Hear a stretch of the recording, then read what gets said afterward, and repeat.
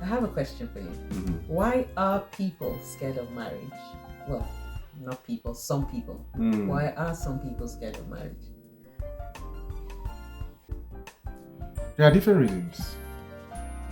People are scared of something when they don't understand it. When you don't understand something, you are likely to be scared of it. I mean, some people are scared of dogs. Some people are scared of lions. But some people have tamed those lions, bring them to the circus. Some people have tamed dogs. Some people have seen a dog whisperer. As aggressive as a dog is, they come to that place, they tame that dog, and the dog just changes its behavior. So when you don't understand something, you are likely to mystify it. You are likely to project negative emotions to it. I mean, there was a story I heard of a man that was arrested, and then they wanted to grant him pardon. They said, only on one condition. You have to walk through that door. And the man asked him, but you didn't tell me what's behind that door. He said, we can't tell you. It might be life, it might be freedom, it might be death, it may be crocodiles. This is a hard, terrible, prison. So we don't know. And the man looked and said, gave it a thought, and he said, I have friends here. In a few days, in a few years, I'll be released. I've made some connections here. I know the routine. I know I have very good cellmates. All right, you know what? I'll pass. And he didn't take the opportunity. I thought you were asking what's behind it. Yeah, I was going to ask, do you know? Freedom.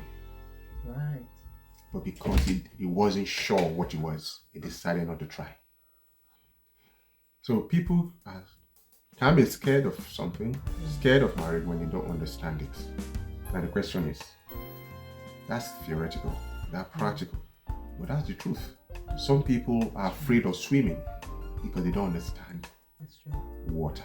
If you understand water, they throw you into the deep end, you just swim out of it. People, you've seen Olympians, they can go as beyond 6 feet and go even further down. They know what they're doing. You've seen some people that will dive down without any form of oxygen, and they will come back again. You see all kind of even indigents, locals, some locals in some environment where they just go. I've seen some they go deep, really down to go and hunt for fish and come to the surface. When you understand something, you are able to tame it. So that's one of the reasons why people don't understand marriage. Another reason I think people don't understand marriage is because of the examples they've seen. Yeah, it's related further. It's true. Because of the examples they've seen of their parents, of their siblings, of people that they love. And the truth about marriage like that is that you are an outsider. You don't know all that's happened. The person you love, they have shared, even if they are your parents, you can't know everything. So now, the fact that people are having accidents on the road driving, does that mean that you're not going to buy your own car? Because sometimes people say, because marriage, I'm not going to get married, there's no love. Does love exist? The fact that you had a bad experience when you were driving doesn't mean you should not drive to work. There have been 2 plane crashes in the US. This is 2025. Does that mean you're not going to fly somewhere? You're going to be traveling through the road it's not possible. You're still going to fly.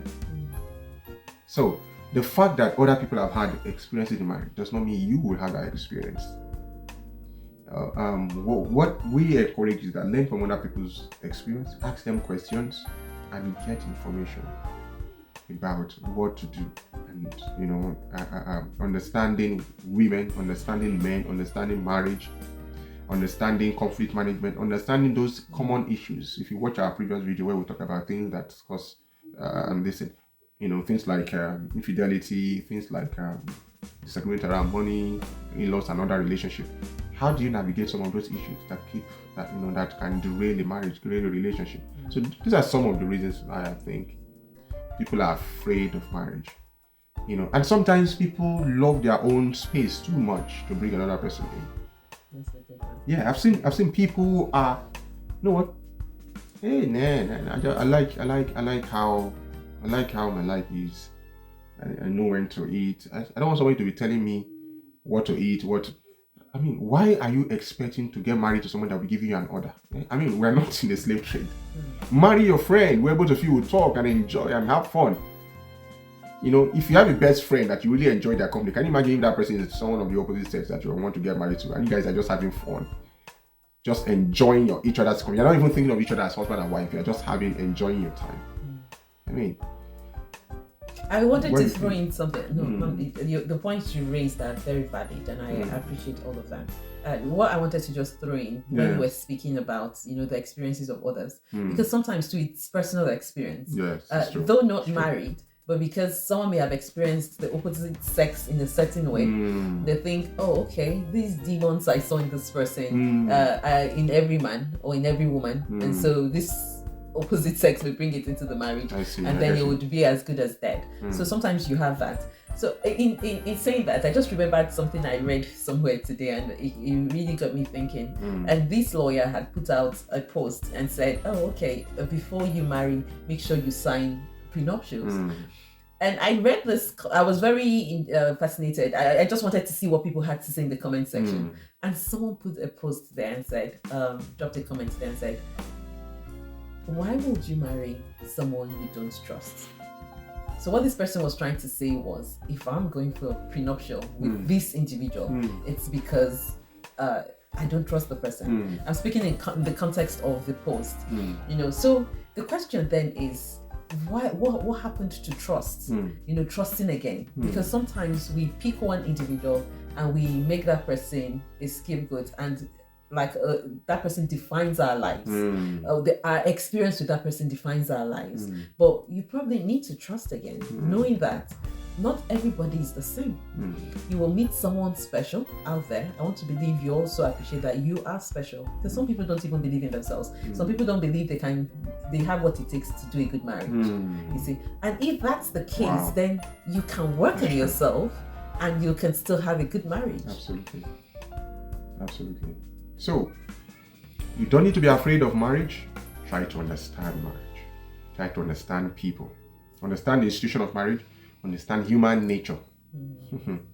Human nature. You know why? Because it is who you are that you bring into the relationship. You need to understand yourself, understand human nature, and then understand the person in front of you. If you understand the person, I know what my wife is going to do. I understand my wife's values, things that drive her. Some I agree with, some I don't agree with. She understands my values. There are things that she knows what drives me, what keeps me awake, what my core goals. Some she agrees with, some she doesn't. There are ways I handle something that she doesn't agree with. It's normal, and that's why we now have to have that, maybe friction, for lack of a better word. That that friction that just helps you. Both of you are challenging each other, and you come next 5 years. I'm not this person. I've improved. I've grown because I have someone that is holding me accountable to a higher standard. And I'm doing the same for her. Marriage is a beautiful thing. It's one of the strongest union under heaven. Powerful the way you put it. And that's the message I want to put out today. That marriage is beautiful. Absolutely. And you can have that experience if you want to. Yes, you would need to season the people whoever it is you want to do life with. There are a lot of resources out there to help you. There are people you can speak to about this person. Do your checks. Investigate before you affectionate. That's what we say. And then ultimately trust God's leading. Trust that God will lead you right.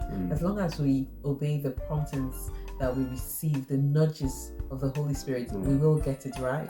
So let's go on and do this thing called marriage. Absolutely. We like to recommend one of our books, Relationship Red Flags. If you're single, you're trying to know, is this person a suspect or a prospect? Get that book, Relationship Red Flags. It's on Amazon. Put it in the description box so you say it. Get that book. The link. All right, we'll see you on the next one. I remain Chidi Akunna. And I'm Chidi Victor Akunna. And we have come to you from Foundation for Family Affairs. And as Foundation for Family Affairs, our mission is to connect hearts and raise healthy families. Yes. Please share this video. It's free for you, but it makes a whole world of difference for us to help us get our message out there. Share the videos, like the videos. YouTube will do the rest. Thank you very much. And someone out there needs this message.